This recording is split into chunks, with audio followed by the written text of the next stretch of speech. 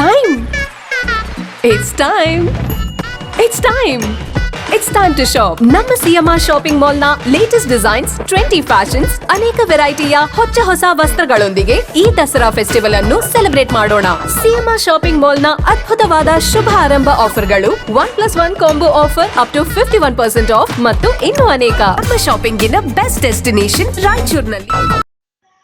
ನಗರದ ಗಣೇಶ ಕಾಲೋನಿಯಲ್ಲಿರುವಂತ ಶ್ರೀ ಈಶ್ವರ ದೇವಸ್ಥಾನದಲ್ಲಿ ಪೂಜ್ಯ ಶ್ರೀ ವೀರ ತಪಸ್ವಿ ವೀರಭದ್ರ ಶಿವಾಚಾರ್ಯ ಮಹಾಸ್ವಾಮಿಗಳು ಬಿಚ್ಚಾಲಿ, ಮಾಡಮಾರಿ ಗಬ್ಬೂರು ಇವರ ಕೃಪಾಶೀರ್ವಾದ, ಸೋಮವಾರಪೇಟೆ ಹಿರೇಮಠದ ಪೂಜ್ಯ ಶ್ರೀ ಅಭಿನವ ರಾಚೋಟಿ ವೀರ ಶಿವಾಚಾರ್ಯ ಮಹಾಸ್ವಾಮಿಗಳವರ ದಿವ್ಯ ಸಾನ್ನಿಧ್ಯ ಹಾಗೂ ದೇವಸ್ಥಾನದ ಅಧ್ಯಕ್ಷರಾದ ಚಂದ್ರಶೇಖರ್ ಪಾಟೀಲ್ ಮಿರ್ಜಾಪುರು, ಸೇವಾ ಸಮಿತಿಯ ಸರ್ವ ಪದಾಧಿಕಾರಿಗಳವರ ನೇತೃತ್ವ ಹಾಗೂ ಬಡಾವಣೆಯ ನಿವಾಸಿಗಳ ಸಹಾಯ ಸಹಕಾರದೊಂದಿಗೆ ದುರ್ಗಾಷ್ಟಮಿ ದಿನ ಮಂಗಳವಾರ ಶರನ್ನವರಾತ್ರಿಯ ಪ್ರಯುಕ್ತವಾಗಿ ಹಮ್ಮಿಕೊಂಡಿದ್ದ 1008 ಮುತ್ತೈದೆಯರಿಗೆ ಉಡಿ ತುಂಬುವ ಕಾರ್ಯಕ್ರಮದೊಂದಿಗೆ ಉಪನ್ಯಾಸ ಹಾಗೂ ವಿವಿಧ ಸಾಂಸ್ಕೃತಿಕ ಕಾರ್ಯಕ್ರಮದಲ್ಲಿ ಪಾಲ್ಗೊಂಡು ಮಾತನಾಡಿದರು.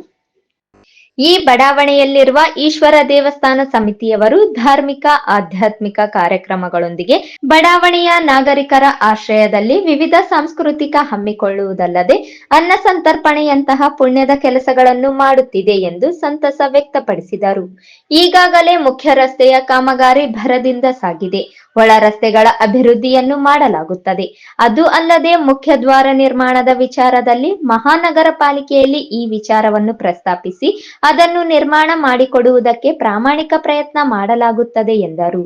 ಹಾಗೂ ನಮ್ಮ ನಗರದ ಜನಪ್ರಿಯ ಶಾಸಕರಾದ ಡಾಕ್ಟರ್ ಶಿವರಾಜ್ ಪಾಟೀಲ್ ಸರ್ ಅವರಿಂದ ಹಾಗೂ ನಮ್ಮ ಜಿಲ್ಲಾ ವೀರಶೈವ ಸಮಾಜದ ಅಧ್ಯಕ್ಷರಾದ ಶರಣ್ ಗೋಪಾಲ್ ನಾಡಗೌಡ್ ಹಾಗೂ ಧರೂರ್ ಬಸವರಾಜ್ ಪಾಟೀಲ್ ಹಾಗೂ ಕುಡುವಲ್ ಅಂಜನೇಯ ಅವರು ಹಾಗೂ ನಮ್ಮ ಸೇವಾ ಸಮಿತಿಯ ಗೌರವ ಅಧ್ಯಕ್ಷರಾದ ಯಾಪಲ್ದಿನ್ ಉದಯ್ ಕುಮಾರ್ ಹಾಗೂ ಸಕ್ರಿ ಬಸವರಾಜ್ ವಕೀಲರು ಹಾಗೂ ನಮ್ಮ ಈಶ್ವರ ದೇವಸ್ಥಾನದ ಸೇವಾ ಸಮಿತಿಯ ಅಧ್ಯಕ್ಷರಾದ ಶ್ರೀ ಚಂದ್ರಶೇಖರ್ ಪಾಟೀಲ್ ಸರ್ ಎಲ್ಲರೂ ಈ ಕಾರ್ಯಕ್ರಮದಲ್ಲಿ ಪಾಲ್ಗೊಂಡು ಉದ್ಘಾಟನೆಯನ್ನು ನೆರವೇರಿಸಬೇಕಂತ. 1 ಲಕ್ಷ ರೂಪಾಯಿ ಅನುದಾನ ಗುಡಿಯ ಮುಂದುಗಡೆ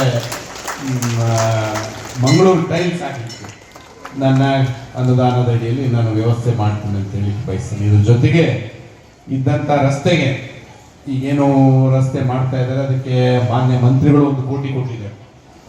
ನಾನು ಈ ವೇದಿಕೆ ಮೂಲಕ ಈ ರಸ್ತೆ ಇನ್ನೂ ಹೆಚ್ಚು ಅಭಿವೃದ್ಧಿ ಮಾಡಲಿಕ್ಕೆ 1 ಕೋಟಿ ರೂಪಾಯಿ ಅನುದಾನ ನಾನು ಬಿಡುಗಡೆ ಮಾಡ್ತೀನಿ ಅಂತ ಹೇಳಿ ಬಯಸ್ತೇನೆ.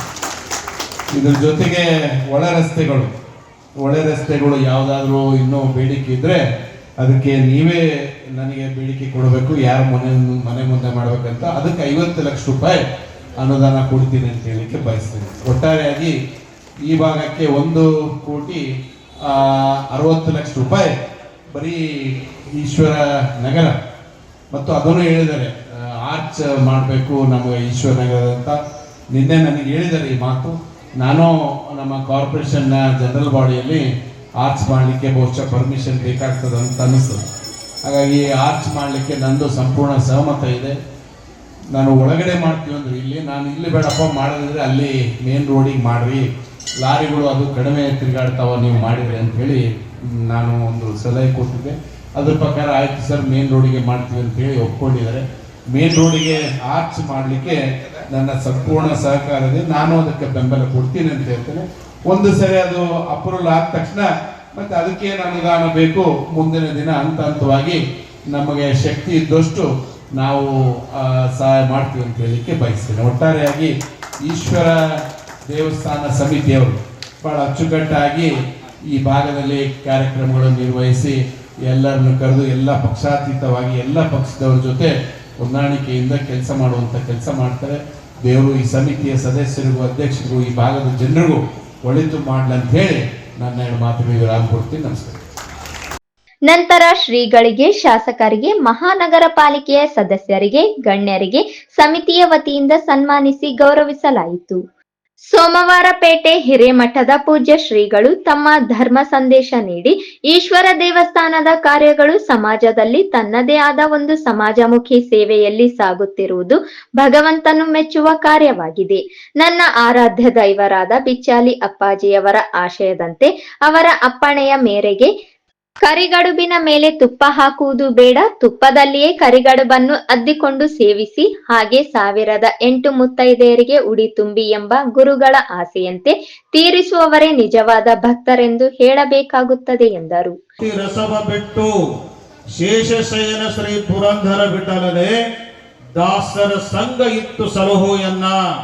ಜ್ಞಾನಿಗಳು ಹೆಂಗ್ ಕೇಳ್ತಾರ ನೋಡ್ರಿ, ಇದನ್ನು ಬಿಡಿಸಲಿಕ್ಕೆ ಸಮಯ ಇಲ್ಲ. ದೇವಿ ಭಾಗವತ್ ಹೇಳ್ತದಂತ 7 ಜನ್ಮದ ಪುಣ್ಯ ಇದ್ದಾಗ ಮಾತ್ರ ಇಂಥ ಕಾರ್ಯಕ್ರಮಕ್ಕೆ ಬರ್ತಾರಂತ. ಬಂದ್ರು ಕೂಡ ಒಳಗ್ ಬರೋದಿಲ್ಲ ಅಂತ ಅವರು. ಅದೆಷ್ಟು ಜನ ಪುಣ್ಯ ರೀ? 7 ಜನ್ಮದ ಪುಣ್ಯ ಅಂತ. ಏನೋ ಈಶ್ವರ ಗುಡಿಯಾಗ ಈಶ್ವರ ದೇವಸ್ಥಾನ ಸಮಿತಿಯವರು ಕಾರ್ಯಕ್ರಮ ಹಮ್ಮಿಕೊಂಡ್ರ ಅಂತೇಳಿ ಹಿಂಗೆ ನೋಡ್ಕೊಂತ ಆ ಕಡೆ ಈ ಕಡೆ ಏನ್ ಮಾಡ್ತಾರಂತ ತಿರುಗಾಡ್ತಾರಂತ. ಅವ್ರದ್ದು ಎಷ್ಟು ಜನ ಪುಣ್ಯ ರೀ? 7 ಜನ್ಮದ ಪುಣ್ಯ ಅಂತ. ಮತ್ತ ಮುಂದುವರೆದು ಹೇಳ್ತಾರ 14 ಜನ್ಮದ ಪುಣ್ಯ ಇತ್ತಂದ್ರೆ ಏನ್ ಮಾಡ್ತಾರಂತ, ಈ ಕಾರ್ಯಕ್ರಮಕ್ಕೆ ಬರ್ತಾರೆ, ಈ ಕಿವಿಯಿಂದ ಕೇಳ್ತಾರಂತ, ಈ ಕಿವಿಯಿಂದ ಏನ್ ಮಾಡ್ತಾರಂತ ಬಿಡ್ತಾರಂತ.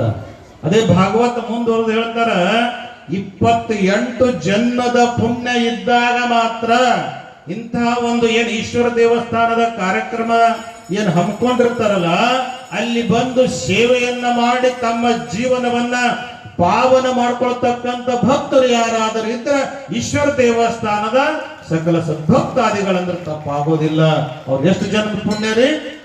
28 ಜನ್ಮದ ಪುಣ್ಯ ಅಂತ ನಾ ಹೇಳಕತ್ತಿರೋದು. ದೇವಿ ಭಾಗವತ್ ಹೇಳ್ತದ. ಅಂಥ ಪುಣ್ಯನ್ನ ಮಾಡಿರ್ತಕ್ಕಂಥ ಭಕ್ತರು ಈಶ್ವರ ದೇವಸ್ಥಾನದ ಎಲ್ಲಾ ಭಕ್ತರನ್ನು ತಪ್ಪಾಗುವುದಿಲ್ಲ. ತಾವು ಮಾಡತಕ್ಕಂಥ ಕೆಲಸಗಳನ್ನ ನಮ್ಮ ನಾಡಗೌಡರಾಗಲಿ, ದರೂರ್ ಬಸವನಗೌಡರಾಗಲಿ, ಹಾಗೂ ಶಾಸಕರಾಗಿರ್ತಕ್ಕಂಥ ಶಿವರಾಜ್ ಪಾಟೀಲ್ರಾಗಲಿ ಮನದುಂಬಿ 4 ಮಾತುಗಳನ್ನ ಹೇಳಿದರು.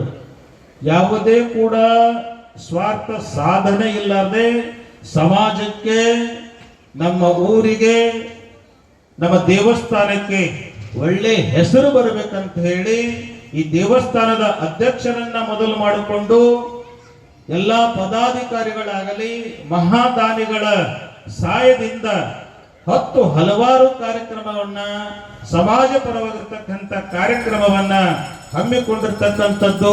ತಾವು ಮಾಡಿರ್ತಕ್ಕಂಥ ಸೇವೆಯನ್ನು ನೋಡಿ ನನಗಷ್ಟೇ ಅಲ್ಲ, ದೇವಸ್ಥಾನದಲ್ಲಿರ್ತಕ್ಕಂಥ ಈಶ್ವರನು ಕೂಡ ನಿಮ್ಮ ಭಕ್ತಿ ಮುಟ್ಟಿದೆ ಅಂದ್ರೆ ತಪ್ಪಾಗೋದಿಲ್ಲ ಅಂತಕ್ಕಂಥ ಮಾತನ್ನ ಈ ಶುಭ ಸಂದರ್ಭದಲ್ಲಿ ಹೇಳಿ, ಇನ್ನು ಶಕ್ತಿ ಬಗ್ಗೆ, ಇನ್ನು ತಾಯಂದರ ಬಗ್ಗೆ ಎಷ್ಟು ಹೇಳಿದ್ರು ಕೂಡ ಕಡಿಮೆನೆ. ಶಕ್ತಿ ಇರದ ಶಿವ ಅವ ಶವನೇ ಅಂತ. ಶಕ್ತಿ ಇಲ್ಲ ಅಂದ್ರೆ ಏನು ಕೂಡ ಕೆಲಸ ಆಗಲಿಕ್ಕ ಸಾಧ್ಯನೇ ಇಲ್ಲ.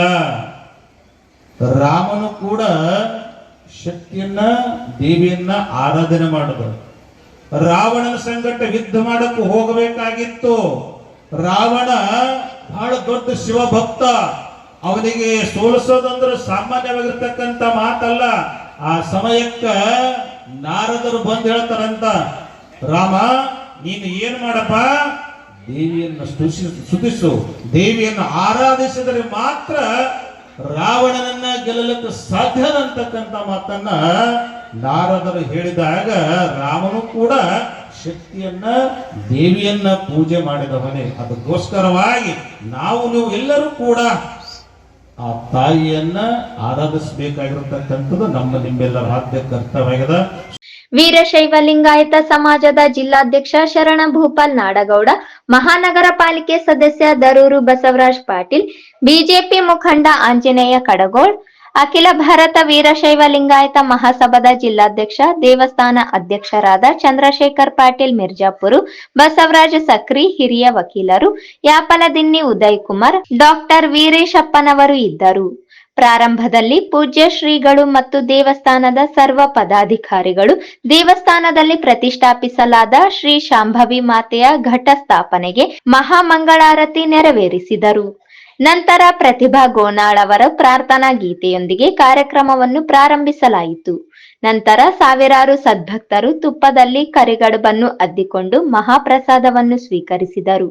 ಈ ಸಂದರ್ಭದಲ್ಲಿ ಪರಮೇಶ್ವರ ಸಾಲಿಮಠ, ಜಾಗಟಗಲ್ ಸಣ್ಣಯ್ಯಪ್ಪ ತಾತ, ಕೇದಾರ ಸಿದ್ದಯ್ಯ ಸ್ವಾಮಿ, ದೇವಸ್ಥಾನದ ಪ್ರಧಾನ ಅರ್ಚಕರಾದ ನಾಗಯ್ಯ ಸ್ವಾಮಿ ಹಂಚಿನಾಳ, ಪಂಡಿತ ಸುಗರೇಶ ಅಸ್ಕಿಹಾಳ, ಮಹಾನಗರ ಪಾಲಿಕೆಯ ಸದಸ್ಯರಾದ ಶರಣಬಸಪ್ಪ ಬಲ್ಲಟಗಿ, ಯಾಪಲದಿನ್ನಿ ಉದಯ್ ಕುಮಾರ್, ಎಂಎಂ ಪಾಟೀಲ್, ಶಿವಯೋಗಿ ಪಾಟೀಲ್, ಗಿರಿಮಲ್ಲನ್ ಗೌಡ, ಕಲ್ಲೂರು ಬಸನಗೌಡ, ಶರಣಪ್ಪ ಗೋನಾಳ, ಆದೋನಿ ಬಸವಂತ್, ಯಾಪಲದಿನ್ನಿ ಬಸವರಾಜ್, ಕಲ್ಮಲ ವೀರೇಶಪ್ಪ, ಬಸವರಾಜ್ ವಕ್ರಾಣಿ, ವಿರುಪನಗೌಡ ಬಂಡೆ, ರಾಜಶೇಖರ್ ಬಳೆ, ನೀರ್ಮಾನ್ವಿ ಪಂಪನಗೌಡ, ಚನ್ನಬಸವ ಇಂಜಿನಿಯರ್, ಲಿಂಗನಗೌಡ ವೆಂಕಟಾಪುರ, ಕಲ್ಮಲ ಪರಪ್ಪಗೌಡ, ಮಲ್ಲನಗೌಡ ಹದ್ದಿನಾಳ, ಡಾಕ್ಟರ್ ಶರಣಪ್ಪ, ನರೇಶ್ ವಕ್ರಾಣಿ, ಶೋಭಾ ಆದಿನಾರಾಯಣ, ಅಂಬುಜಾ ಚಂದ್ರಶೇಖರ್, ಸರಸ್ವತಿ ಪಾಟೀಲ್, ಅಕ್ಕನ ಬಳಗದವರು, ಬಡಾವಣೆಯ ಮಹಿಳೆಯರು, ಪುರುಷರು, ಯುವತಿಯರು, ಯುವಕರು, ಮಕ್ಕಳು ಉಪಸ್ಥಿತರಿದ್ದರು.